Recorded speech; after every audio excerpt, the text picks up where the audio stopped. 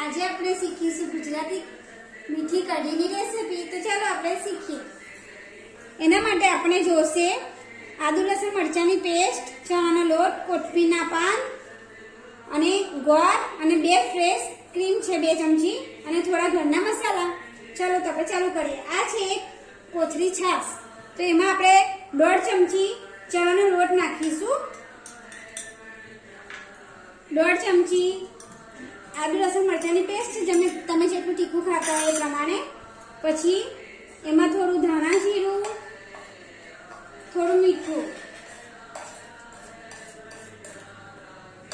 અને થોડી fresh cream છે 1.5 ચમચી મેં લીધી છે। તમે જેટલી જોઈએ એટલી નાખી શકો છો અને સ્કીપ પણ કરી શકો છો જો તમે ના નાખી હોય। પછી આપણે સારી રીતે વલોઈ નાખીશું, બ્લેન્ડ પણ કરી શકાય।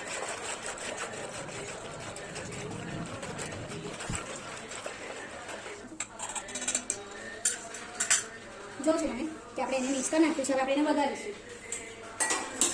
ગેસ થોડું મીડિયમ ટુ લો રાખીશું। પછી અંદર અહીંયા આપણે મીડિયમ ટુ લો ગેસ ઉપર વઘાર કરીશું કઢીનો। એમાં 1 ચમચી તેલ નાખ્યું છે અને 1 ચમચી ઘી નાખીશું આપણે।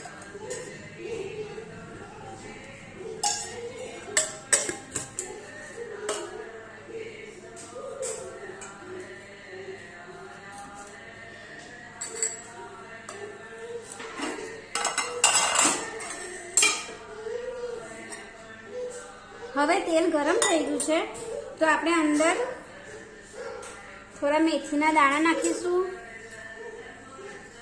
થોડું જીરું નાખીશું। જીરું તતરે એટલે થોડો ગેસ ધીમો કરી નાખીશું। થોડા લીમડાના પાન, આ તમાલપત્ર છે, લાલ મરચું છે, હિંગ છે, 2 લવિંગ છે, ઇલાયચી નાખી અને ચપટી હિંગ નાખીને કઢી અંદર નાખી દઈશું।